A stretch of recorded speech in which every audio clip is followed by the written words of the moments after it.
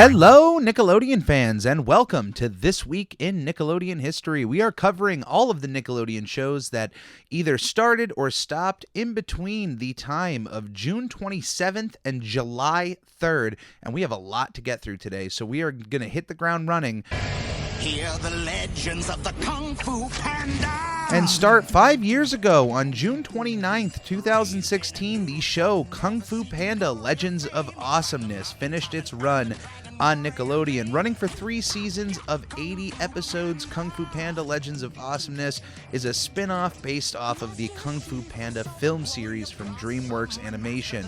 During this time on Nickelodeon, Nickelodeon partnered up with DreamWorks to bring spin-offs of some of their popular movies to television show form on Nickelodeon, starting with The Penguins of Madagascar, which eventually led to Kung Fu Panda Legends of Awesomeness. We also got Monsters vs. Aliens during this time. I thought it was very successful, but at the same time, a lot of these characters kind of were distracting to be on Nickelodeon. Like, Nickelodeon would promote, the Penguins of Madagascar, but ultimately Nickelodeon doesn't own these characters. It's Universal who benefits from having these characters on the network. Eventually, all of the DreamWorks cartoons and any future ones would be made pretty much through Netflix, so that would just kind of end the DreamWorks-Nickelodeon partnership. But for the few times that I watched Kung Fu Panda Legends of Awesomeness, they definitely got the feeling of the Kung Fu Panda world down stack. Whoever they got voicing Po, it wasn't Jack Black, but man, you could convince somebody that Jack Black came on to do the show. At least from a few episodes that I watched, he sounded pretty convincing. I don't know how it worked as a full series there, but 7 years ago on June 2nd, 2014, the show Webheads premiered on Nickelodeon, presented by Carlos Peña Vega. It ran for 1 season of 40 episodes and was essentially a game show having to do with the internet. Can't go wrong with Nickelodeon and game shows. They're always a fun time. We're going to hit a few more in today's episode, but I like that even though Nickelodeon doesn't have a grip on the game show world as they did in the 90s, that they're still trying to find various fun game show ideas to play out in the modern age. So I got to give them all the credit in the world for that. 8 years ago, on July 1st, 2013, Awesomeness TV premiered on Nickelodeon. Created by Brian Robbins and presented by Daniela Monet, Awesomeness TV was a sketch comedy show that ran for 2 seasons and 40 episodes. 10 years ago, on July 1st, 2011, Bucket and Skinner's Epic Adventures premiered on Nickelodeon. Created by Boyce Bugliari and Jamie McLaughlin, the show starred Taylor Gray and Dylan Lane as the Bucket and Skinner and followed them on their epic adventures through California. Ran for 1 season and 26 episodes. 10 years ago, on June 27th, 2011, The Winx Club came to Nickelodeon. I remember when this show first premiered all the way back on Fox, or the Fox Box. Definitely not my cup of tea. Definitely not a show I'm gonna watch. It was basically about fairy superheroes. The show is set in a magical universe that is inhabited by fairies, witches, and other mythical creatures. The main character is a fairy warrior named Bloom who enrolls at Althea College to train and hone her skills. This show has gone on a ungodly amount of time. It is incredibly successful. The show in question originally started all the way in 2004 and ended its run in 2009 before being brought back in 2011 and went another 8 years, ending on September 17th, 2019. It ran for 8 seasons, 204 episodes, plus 4-hour-long specials. The show, and I really don't want to mess this man's name up because he has certainly created such a career for himself. Ignacio Straffi. That is the creator of Winx Club. Once again, just to kind of sit back and look to see how big this show became. Like I said, when I first saw this on commercials for Fox, it was just to show that, like, all right, it might have its flash in the pan popularity, and then it may kind of teeter off and go away, and it has just continually lived on. And looking into this further, the show, even though ending the cartoon in 2019, the show actually has a live action show of sorts that debuted on Netflix on January 22nd, 2021. And it's already been renewed for a second season. So congratulations to all those involved who helped create the Winx Club. This next one is certainly a first for me. Because 13 years ago, on June 27th, 2008, the show 3 Delivery premiered on Nicktoons Network. But also, 12 years ago, on June 28th, 2009, 3 Delivery ended its run on Nicktoons Network. Running for one season of 26 episodes, the show was created by Larry Schwartz, who, during this time on Nicktoons Network, was having an absolute blast creating just a whole eclectic amount of shows, some of which ended up on Nicktoons Network. Others have premiered in on other platforms, on other networks. This guy is a creation machine.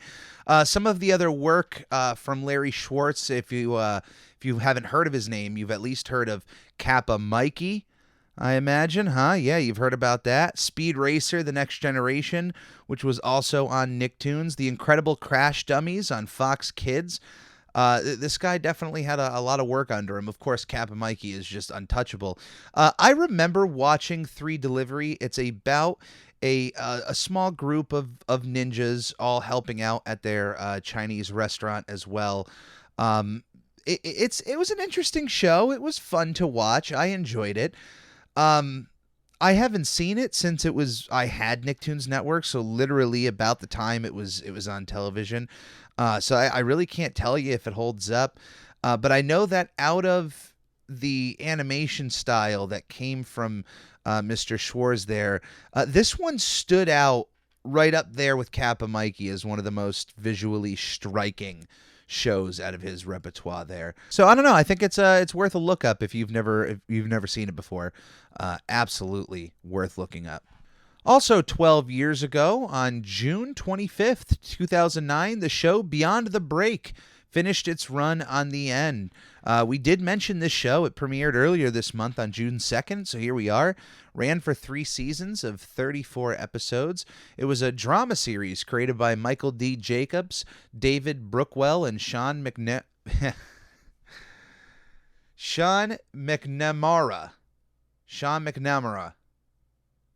That was the best I will ever say it.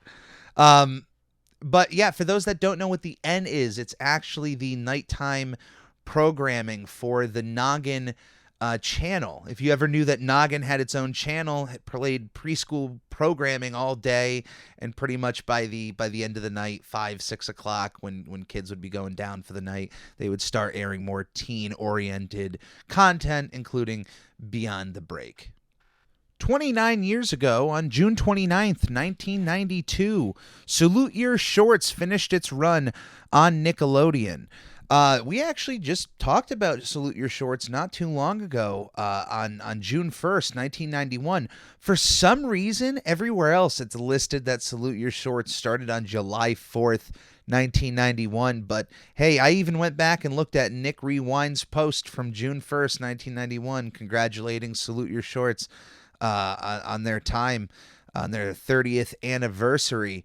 But, you know, this show only lasted 2 seasons, 26 episodes, was created by Steve Slavkin, was made from a book from 1986 called Salute Your Shorts, Life at a Summer Camp, that he co-wrote with Thomas Hill. And it's an absolutely wonderful children's show.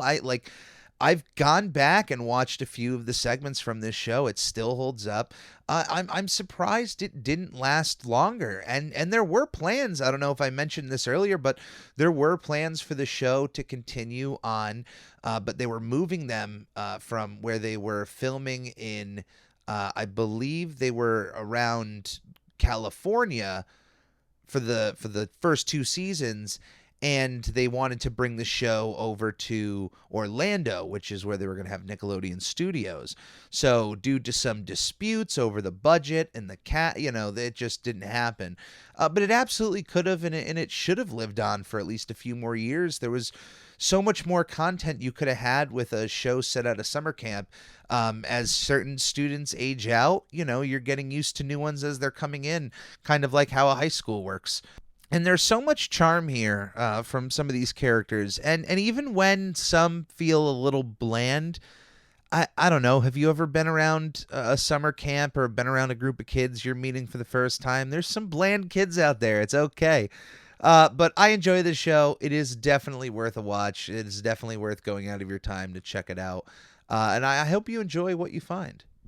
33 years ago, on July 1st, 1988, Don't Just Sit There premiered on Nickelodeon. The show is a talk show mixed with comedy sketches. Segments included making food or taking things apart, such as a Nintendo, the NES. The basic concept of the show was to give kids ideas for different things that they can do rather than just sitting and watching TV, hence the title, which is just really ironic that you're having a show that is like begging kids to do anything but watch television, but they're watching television to watch the show. Out of Order was the house band on the series, and they would later go on to sing on the show as well as participate in sketches. The show was hosted by a whole group of people here, but Will Friedle is one of the biggest names to come to mind. Matt Brown, Wendy Douglas, BJ Schaefer, Allie Smith.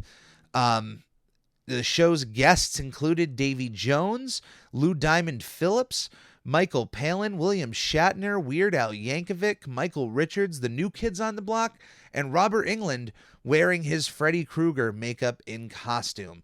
I've maybe seen, like, I was going to say never, but then I remembered, okay, I've seen the clip with Freddy, Robert Englund, and then I remember seeing Weird Al in this show, but this was before my time, so it's really hard sometimes to get into this stuff later on, because by the time I started looking at this content, it was far beyond me as a child. So to me, it's like anything really before 1990 and Nickelodeon. Like, I know it existed, but I hold zero sentimental value for it unless it was airing when I was a child or I caught it at a older age at a certain point. But don't just sit there. Great concept, though. Absolutely cool concept. I like that they took apart an NES on television. That's stuff that people are doing on YouTube now, ranking millions of views, and Nickelodeon was doing this back in 1988. Just crazy to think about. 35 years ago, on July 1st, 1985, Nick at Night was launched. Nick at Night, of course, is what happens to Nickelodeon when it's time for the kids to go to bed. It's adult time. It's Adult Swim over on Nickelodeon. I mean, not to speak to the young here, but at a time when people will say, "Hey, there was only a few TV channels," what they don't mention is that even when there were more TV channels, a lot of them weren't 24 hours. Of course, as time went on and 24-hour broadcasts just became the norm, every channel ran 24 hours. But, hey, before Nick at Night, Nickelodeon literally just cold turkey went down. But here they had a chance to do something. There is a whole history to how this came about.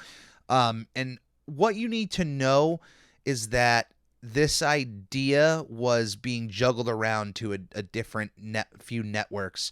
And two gentlemen have all the credit to the success of Nick at Night, and it's Alan Goodman and Fred Seibert, who had the idea of the first oldies TV network, and they modeled the overnight programming block of the successful oldies radio format, the greatest hits of all time, and they branded the block as their next evolution to MTV and Nickelodeon, because MTV both channels owned by the same company had a very strong branding presence that, when you were watching that channel, those bumpers in between the different shows and content would let you know what you were watching, and it would give off a certain sense of attitude. So here they were bringing that sense of branding to Nick at Night. Now, obviously, as time has gone on, Nick at Night has evolved, but it relatively has been the same presence on television, where it airs programming, usually 2 to 3 decades old, so that you have another chance to enjoy them on television. When I was a kid, my earliest thoughts of Nick at Night are Munster Mondays that my mother and I would watch. It was like one of my earliest traditions with my mom. Something I will always hold near and dear to my heart, and the Munsters, and that's how I fell in love with them. I fell in love with I Love Lucy from watching with my mother. She would share these shows with me, and even though they were black and white, they were old sounding, and I could tell that they were aged. There was still so much enjoyment to be found. And I'm sure a lot of you who maybe grew up in a Nickelodeon household have memories of enjoying the Nick at Night content with your parents or your grandparents, something that they really enjoy, and then you get to sit there and then enjoy along with them. It's absolutely wonderful. I love Nick at Night. I do think Nickelodeon has some room to evolve alongside their competitors and offer a more competitive programming content, at least from the 8 p.m. to kind of midnight slot before moving on to the classic content. I think there's room for more original programming in those spots. But look, they've always been a place to go for that classic content when you wanted to watch Fresh Prince of Bel-Air or Full House. I really don't know the shows they're airing now, but I'm sure they were shows that were popular 20 years ago. Of course, everybody knows that meme that goes around the internet when it's like 3 a.m. and you're sick and you turn on the TV and it's the George Lopez show. It just runs all night. And I swear there were so many nights where it felt that just no matter what time George Lopez just happened to be on. It's not like they ran it all night, and that's like the joke is literally that no matter when you woke up, somehow George Lopez was just airing at that moment, and it was still among a few other shows. I don't know. Crazy times, but a lot of love for Nick at Night. 35 years going strong. And with that, we end today's show. Thank you for being a part of this. If you are someone who enjoys this Nickelodeon kind of content, video, podcast, or otherwise, please let me know your thoughts. Anything I do, I, of course, want to make sure that fans have input on, because the ones that continually listen or watch any of the things I make, I appreciate the most. So I want you to be heard. You can email me questions, comments, concerns at snailmail@ufonics.com, UFONYX.com. You can also find me on Twitter at I'm Ready Podcast and on Instagram at SpongeBob Podcast. You can find the show on YouTube and on Facebook, where you can like and subscribe. All of that stuff helps us out. Thank you for being a part of my weekly routine, and we'll see you here next week.